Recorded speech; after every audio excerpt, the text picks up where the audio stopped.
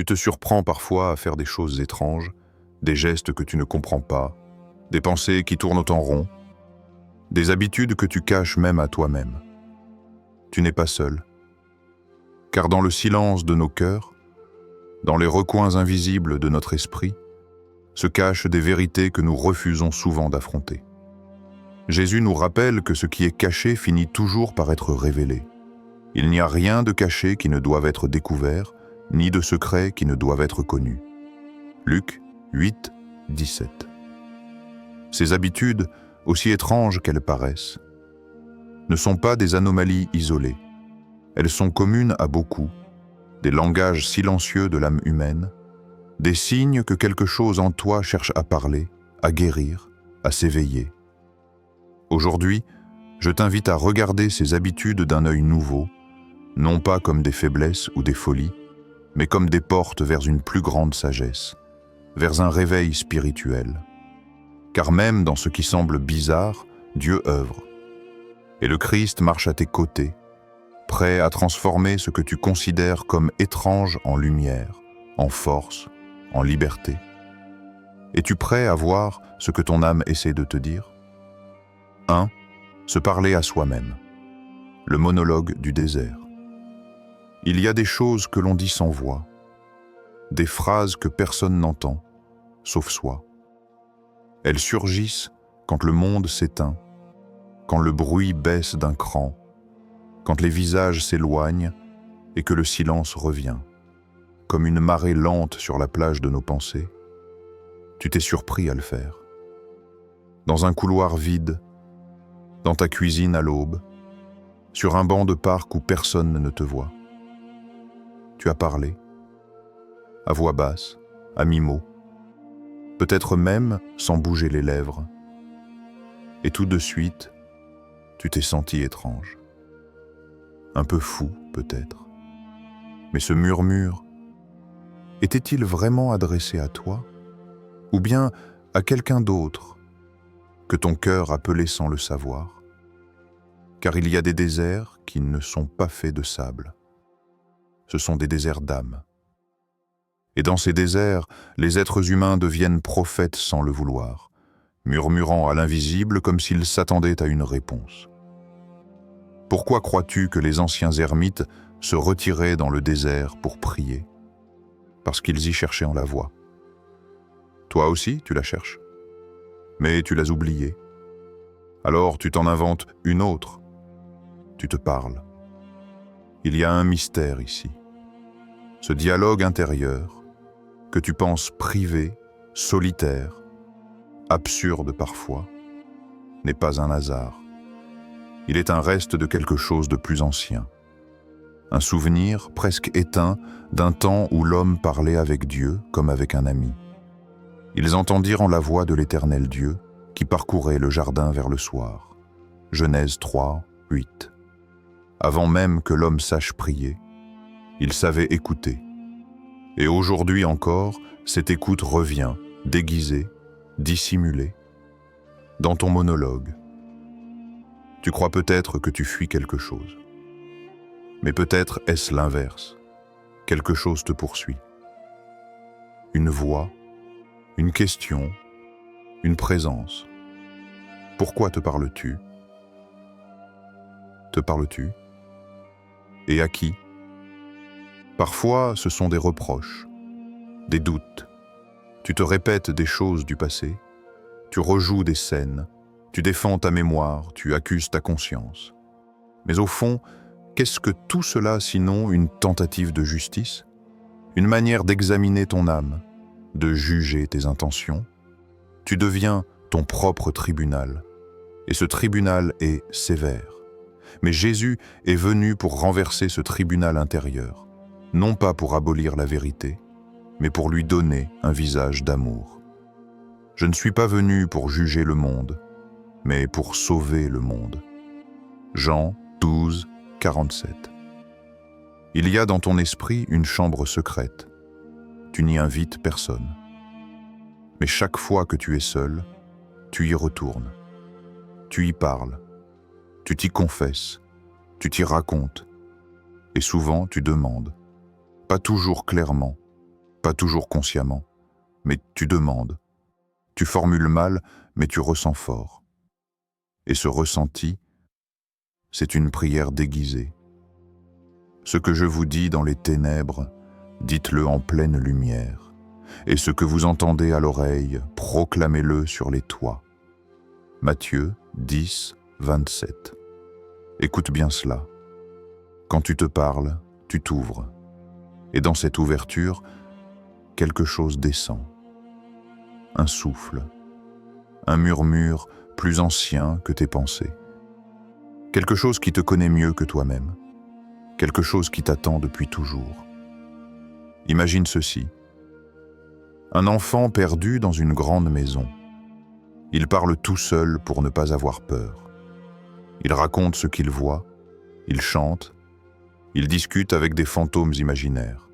Mais ce qu'il ignore, c'est que son père est là, derrière une porte, à l'écouter en silence, sans l'interrompre. Il attend que l'enfant se retourne, cesse de parler dans le vide, et lui dise enfin « Est-ce que tu es là ?» Alors le père ouvre la porte et dit simplement « Oui, je t'ai entendu depuis le début. Alors, la prochaine fois que tu te surprendras à parler seul, ne te moque pas de toi-même. Ne te tais pas trop vite, car peut-être tu es à 2 mots d'une rencontre. Peut-être que dans ce désert de paroles solitaires, quelqu'un t'écoute. Et si cette voix que tu crois tienne était une prière que ton âme adresse à celui qui te voit, même quand tu crois être seul, 2. Répéter les mêmes pensées encore et encore.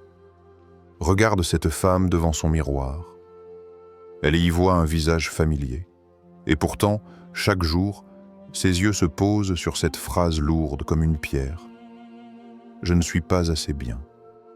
C'est un refrain que son esprit rejoue en boucle depuis 20 ans. Une litanie silencieuse, un poison subtil. Elle ne l'a même plus dit à voix haute depuis longtemps. Elle n'a plus besoin de cela. Cette phrase est devenue un murmure intérieur, une mélodie sourde qu'elle fredonne en dormant. Peut-être que toi aussi, dans le secret de ta pensée, tu répètes une phrase semblable, un reproche, un doute, un jugement. Je ne suis pas aimé. Je ne mérite pas. Je suis condamné à échouer. Ces mots tournent dans ta tête comme une roue qui ne cesse de tourner, un disque rayé qui t'enferme. C'est cela, la boucle de l'âme blessée, une prison mentale, un piège invisible. Elle ne se voit pas, elle ne fait pas de bruit, mais elle façonne tout. Chaque décision que tu prends, chaque émotion qui t'habite, chaque regard que tu poses sur toi-même est influencé par cette répétition invisible. La Bible nous met en garde avec une vérité profonde et saisissante. Car de l'abondance du cœur, la bouche parle. Luc 6, 45. Le cœur, cette source secrète, alimente nos paroles, nos actes, notre regard sur le monde. Si ton cœur est rempli de pensées sombres, de reproches, de doutes, alors ta vie en sera le reflet. Imagine un jardin, le jardin de ton esprit. Chaque pensée est une graine. Ces pensées répétitives sont comme un écho d'un cri ancien, un cri d'enfance ou d'un passé oublié. Elles sont souvent nées dans la blessure. Peut-être un rejet, une humiliation, une trahison ou simplement un regard dur que tu as reçu. Elles se sont inscrites dans ton esprit comme un sillon profond. Et chaque jour, tu passes dessus avec tes pieds fatigués, rendant ce chemin encore plus marqué. Mais ce qui est terrible dans cette boucle, c'est qu'elle se nourrit d'elle-même. Plus tu répètes la phrase, plus elle devient vraie dans ton esprit. Plus elle prend racine, plus elle te façonne. Pourtant, il y a une autre voix. Une voix qui rompt la boucle. Une voix qui vient d'un lieu plus profond que tes pensées. Une voix qui rappelle que tu es plus que tes erreurs, plus que tes blessures, plus que tes répétitions. dans le silence de ton cœur, essaie d'entendre cette parole. Ne crains point, car je t'ai racheté, je t'ai appelé par ton nom. Tu es à moi. Ésaïe 43. Ce n'est pas un simple mot d'encouragement. C'est un appel à te libérer, à sortir de cette cage mentale, à regarder autrement la Fumam dans le miroir, à redécouvrir l'enfant que tu as été, celui qui mérite l'amour, la paix, la joie. Car reconnaître cette pensée répétée, c'est commencer à la dissoudre. C'est comme un chant ancien que l'on réapprend en changeant les paroles. Il ne s'agit pas de fuir la réalité, mais de transformer le regard que tu poses dessus, de remplacer l'histoire que tu te racontes, de sortir du labyrinthe mental. Tu n'es pas seul dans cette lutte. Chaque être humain porte en lui des pensées qu'il aimerait oublier. La différence est de savoir lesquelles tu choisis de nourrir. Jésus nous a enseigné une révolution intérieure. Vous connaîtrez la vérité, et la vérité vous affranchira. Jean 8, 32. La vérité ne naît pas du bruit incessant de la répétition. Elle naît du silence qui écoute. Elle naît de la lumière qui éclaire le cœur blessé. Alors, lorsque la boucle recommence, lorsque la phrase revient, essaie de la surprendre. Écoute-la comme un étranger. Observe-la sans jugement. Puis, avec douceur, réponds-lui une autre parole. Une parole qui vient de l'amour et non de la peur. Tu peux commencer par de simples cophrases. Je suis aimé. Je suis digne. Je suis assez. Ce ne sont pas des mensonges, ce sont des vérités que ton âme réclame. Dans cette répétition nouvelle, il y a un pouvoir de guérison, un pouvoir de renaissance. Tu es un jardinier, tu peux choisir les graines, tu peux choisir ce qui pousse en toi. 3. Se saboter juste avant de réussir. Pourquoi? Pourquoi tant d'âmes, chargées d'espoir et de rêves, se sabotent-elles elles-mêmes à l'orée même de la réussite? C'est comme si le cœur refusait de croire à la lumière, comme si la peur du bonheur était plus forte que le désir d'y accéder. Cette habitude, silencieuse et sournoise, se déploie souvent comme un baiser. Un baiser doux, mais mortel. Un baiser qui trahit. Le baiser de Judas envers soi-même. Rappelle-toi Judas Iscariote, ce disciple aimé, mais celui qui a choisi de trahir. Il a approché Jésus dans un geste qui semblait tendre pour finalement le livrer à la mort. Maintenant, imagine ce baiser, ce même geste, tourné vers toi. Une trahison intime. Un acte où tu deviens à la fois le traître et la victime. Tu es ce Judas qui se tourne contre lui-même. Dans les heures qui précèdent la victoire, lorsque le succès semble à portée de main, quelque chose en toi te pousse à saboter. Tu procrastines, tu doutes, tu trouves des excuses, tu te laisses distraire.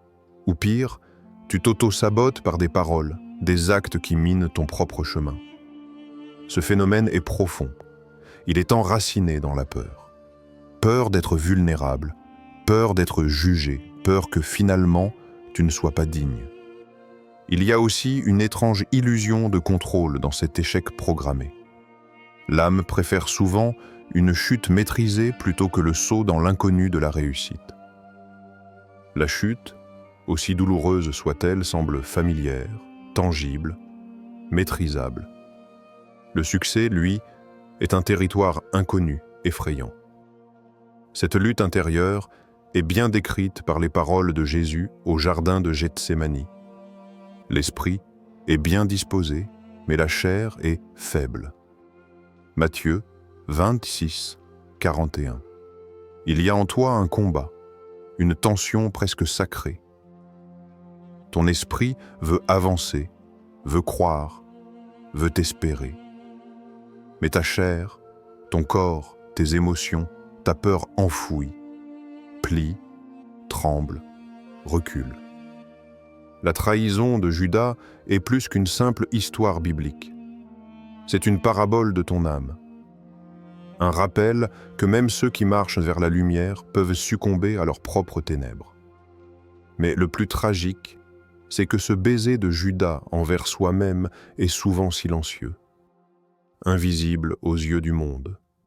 Seul le cœur blessé en ressent la brûlure. Reconnaître cette trahison est le premier pas vers la guérison.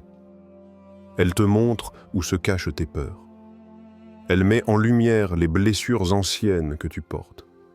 Mais Jésus, dans son amour infini, nous offre plus qu'une simple prise de conscience. Il offre un chemin de rédemption, un appel à ne pas céder à la faiblesse de la chair. Il t'invite à rester éveillé, à veiller, à nourrir ton esprit, à affronter la peur avec courage. Parce que le combat est réel, il est spirituel et il est essentiel. Tu n'es pas condamné à te trahir toi-même. Tu peux choisir à chaque instant de déposer ce baiser empoisonné, de tendre la main à cette lumière que tu redoutes. Rappelle-toi ce qu'a dit Jésus, non pas pour condamner, mais pour encourager. Veillez et priez, afin que vous ne tombiez pas dans la tentation. Matthieu 26, 41. Ce veiller est une invitation à la vigilance intérieure, à l'attention sur ces moments fragiles où l'âme hésite, où le saboteur intérieur menace de prendre le dessus. Apprends à reconnaître les signes, à écouter les murmures de ta chair faible, à répondre par la force renouvelée de ton esprit. Car il y a en toi une lumière plus forte que cette trahison, une lumière qui peut te conduire au-delà du saboteur, vers la victoire. 4.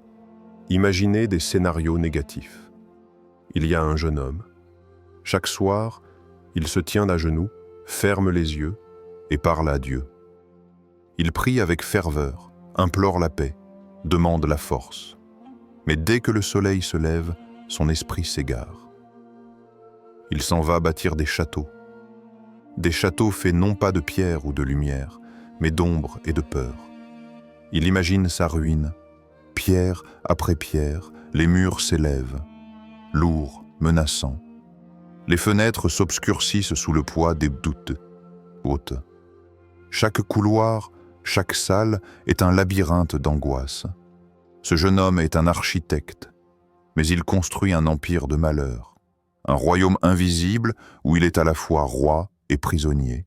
Il crée des scénarios sombres où tout s'effondre, où il est abandonné, trahi, détruit, et il y retourne encore et encore, comme on retourne à un refuge, à une étrange familiarité.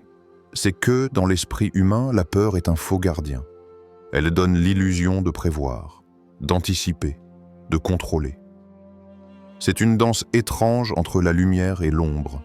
Il croit que s'il imagine la douleur à l'avance, il sera prêt. Mais en vérité, il invite la douleur à sa porte. Il l'appelle en la nourrissant. Et c'est une leçon que Jésus-Christ nous a donnée avec une sagesse infinie. Ne vous inquiétez donc pas du lendemain, car le lendemain aura soin de lui-même. Matthieu 6, 34. Ces paroles ne sont pas un simple conseil. Elles sont un guide pour libérer l'âme de ses chaînes invisibles. La vie ne se commande pas. Elle se reçoit. Elle se traverse. Elle se laisse porter par une confiance au-delà du visible. Nous bâtissons dans notre esprit des catastrophes, des ruptures, des pertes, comme si, en les voyant venir, nous pouvions échapper à leur puissance. Mais ces constructions mentales ne sont que des mirages, des murs fragiles qui nous isolent davantage. Imagine un instant si tu laissais tomber les plans de ce château de malheur, si tu déchirais les murs de ce labyrinthe, si tu laissais le vent du pardon et de la foi emporter ses craintes.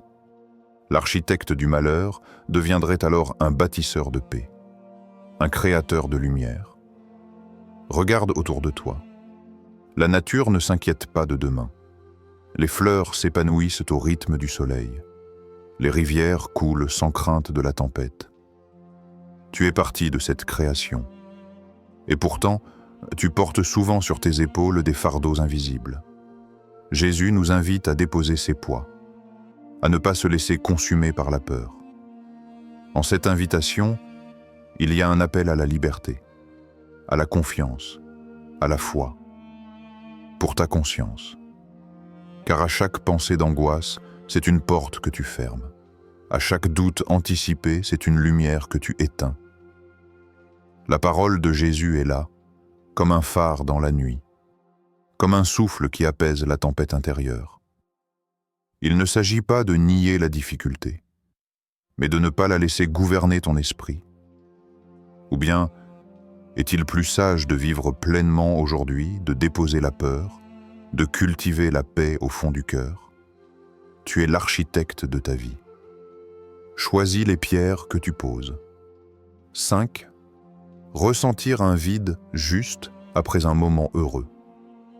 Il y a cette jeune fille, pleine de vie, éclatante de rire. Elle partage un instant léger avec ses amis dans un café animé. Les voix s'entremêlent, les éclats de joie fusent. Elle rit, elle danse avec les mots, le cœur léger. Mais quand elle rentre chez elle, loin des regards, loin du bruit, elle s'écroule sur son lit, et soudain, le silence pèse. Une tristesse sourde l'envahit, un vide inattendu. C'est que la joie qu'elle a goûtée est une lumière fragile, un reflet, une pâle copie de la joie véritable. L'âme, au fond d'elle, reconnaît ce manque. Elle sait que cette joie est incomplète, éphémère, passagère, parce que l'âme porte en elle une mémoire secrète, un souvenir ancien, un écho lointain d'un paradis oublié. Avant toute naissance, avant tout souffle de vie, elle a connu la plénitude, un bonheur parfait, une joie sans ombre. Mais ce monde, avec ses douleurs et ses limites, ne peut que lui offrir des fragments, des étincelles dans la nuit. Jésus-Christ, dans ses paroles pleines d'amour, nous révèle ce mystère. Je vous ai dit cela, afin que ma joie soit en vous et que votre joie soit complète. Jean 15, 11. Cette promesse est un appel. Un rappel que la vraie joie n'est pas un simple état émotionnel. Ce n'est pas un rire fugace. La joie complète est un fruit spirituel. Elle naît de la connexion avec celui qui est source de toute vie. La joie qu'offre le monde est souvent une illusion, un feu de paille qui s'éteint au moindre souffle. Et pourtant, le vide qui suit ces moments heureux n'est pas un ennemi. Il est une invitation, un signal de l'âme qui cherche plus. Elle désire cette plénitude, cette paix qui dépasse toute compréhension. Ce vide est tout. Le murmure d'un paradis perdu, une douleur douce, un écho qui appelle à revenir à la source. Tu es peut-être ce jeune fille ou ce jeune homme après un instant de bonheur, quand soudain l'absence de sens, l'absence de plénitude t'envahit. Ce sentiment n'est pas un défaut, ni une faiblesse. C'est une quête, un chemin intérieur qui demande d'être entendu. Car dans ce vide, il y a la possibilité d'un plus grand remplissage, d'une joie plus haute, plus vraie. Jésus ne nous promet pas un monde sans douleur, mais une joie qui transcende les circonstances. Cette joie qui demeure au-delà des rires et des larmes, qui habite l'âme comme une flamme éternelle. Il t'invite à l'accueillir, à ne pas fuir ce vide, mais à le traverser, à reconnaître qu'il est le signe d'un appel. Un appel à ne pas se contenter des fragments, mais à chercher la plénitude, à chercher la joie véritable. Cette joie que le monde ne peut offrir. Alors, quand tu ressens ce vide après la joie, écoute-le, laisse-le te parler. Il est l'écho d'un paradis que ton âme n'a jamais oublié. 6. Éviter le silence à tout prix. Regarde autour de toi. Le monde semble ne jamais s'arrêter. La télévision est allumée, projetant des images, des voix, un flot incessant. Même quand personne ne la regarde vraiment, elle remplit l'espace. Une musique s'échappe des haut-parleurs, parfois sans que personne ne l'écoute. Les téléphones vibrent, les notifications surgissent, attirant l'attention compulsive. Les conversations fusent, parfois creuses, mais elles couvrent le silence. Pourquoi ce refus du silence? Parce que dans le silence, quelque chose se manifeste. Quelque chose d'invisible, mais d'intense. Quelque chose que beaucoup redoutent. Le silence est une porte ouverte sur notre propre intérieur. Un miroir où l'âme est confrontée à elle-même. Dans ce vide sonore, les pensées, les émotions, les blessures enfouies émergent. Le silence ne ment pas. Il dévoile ce que nous préférerions cacher. Imagine un instant si tu laissais tomber les plans de ce château de malheur, si tu déchirais les murs de ce labyrinthe, si tu laissais le vent du pardon et de la foi emporter ses craintes. L'architecte du malheur deviendrait alors un bâtisseur de paix, un créateur de lumière. Regarde autour de toi. La nature ne s'inquiète pas de demain. Les fleurs s'épanouissent au rythme du soleil. Les rivières coulent sans crainte de la tempête. Tu es partie de cette création.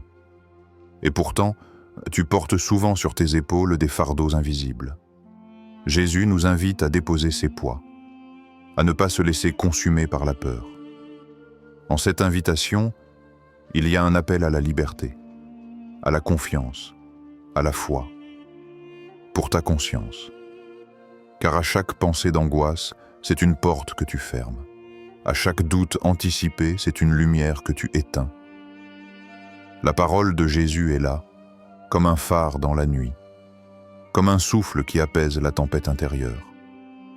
Il ne s'agit pas de nier la difficulté, mais de ne pas la laisser gouverner ton esprit.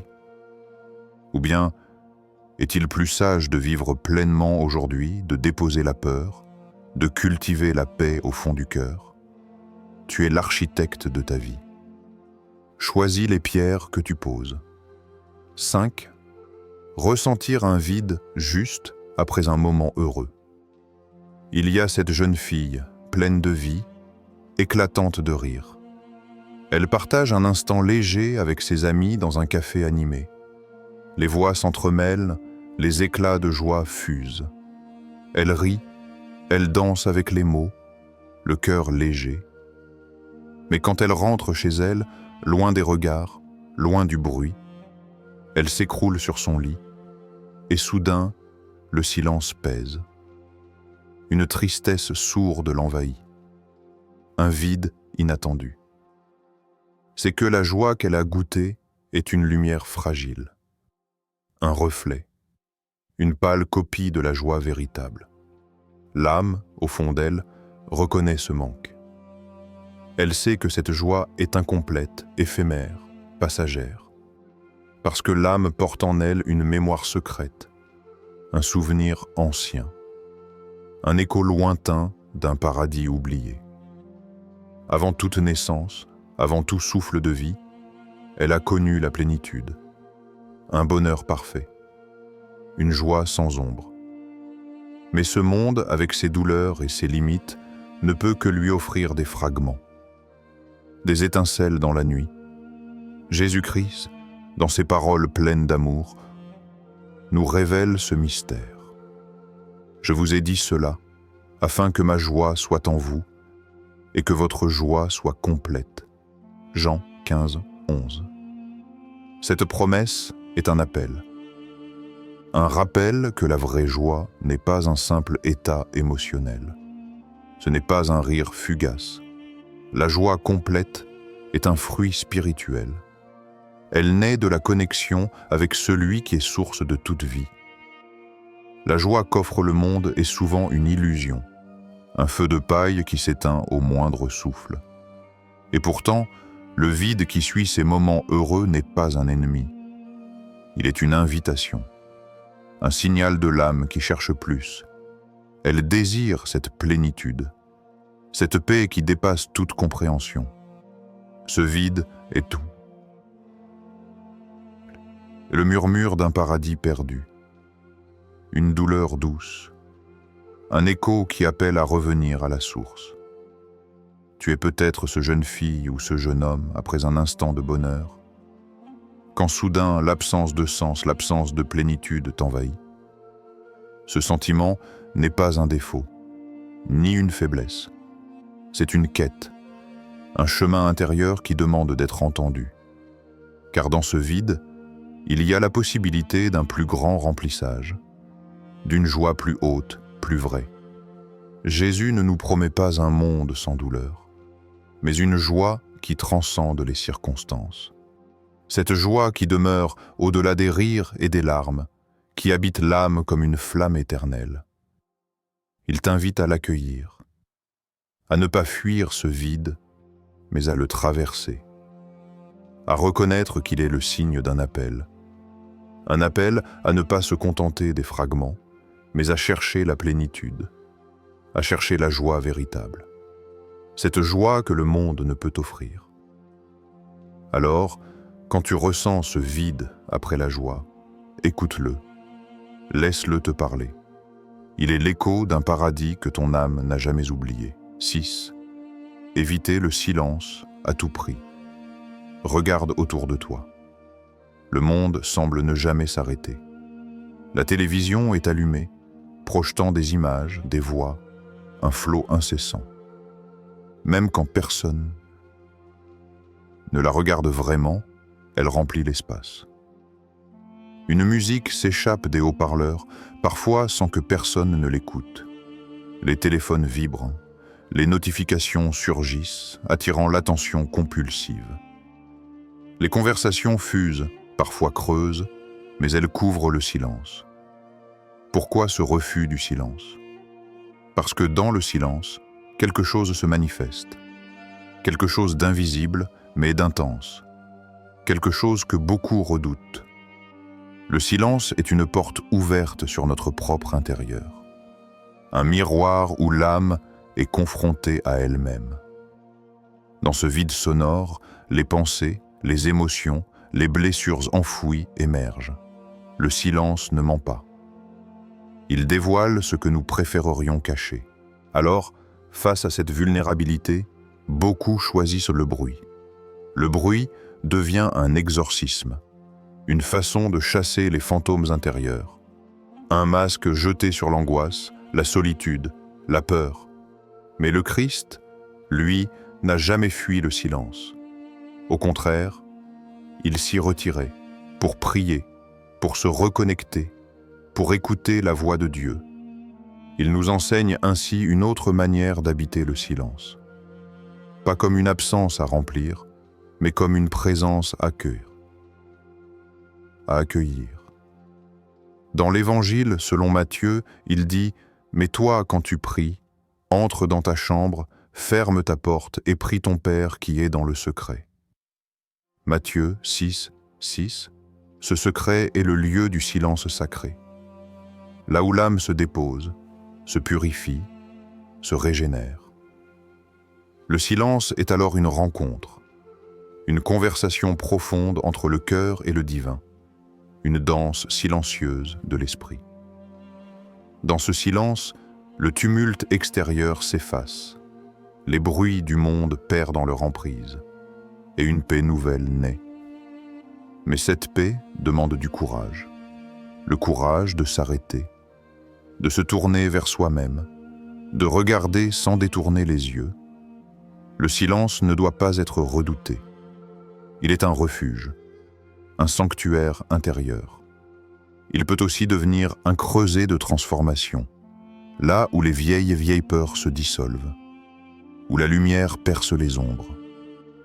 Ce que nous fuyons dans le silence, c'est souvent le silence lui-même. Le vide, l'immobilité, le regard sans distraction.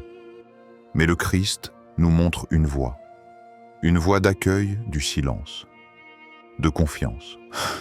Alors, la prochaine fois que tu allumeras une télévision, que tu fermeras distraitement une application, que tu chercheras à combler le vide par du bruit, rappelle-toi que le silence n'est pas un ennemi. C'est un ami, un compagnon de voyage. Il te parle d'une voix douce, presque inaudible, une voix qui répare, une voix qui libère. Le silence n'est pas vide, il est plein de promesses. Tu es invité à le découvrir, à l'habiter pleinement. 7. Chercher à plaire à des inconnus. Elle se tient devant son miroir, hésitante. 3 tenues différentes reposent sur son lit, chacune une promesse de transformation. Elle hésite, change, puis recommence. Un rituel répété sans fin. Pourquoi? Parce que quelque part, au fond de son cœur, une voix chuchote.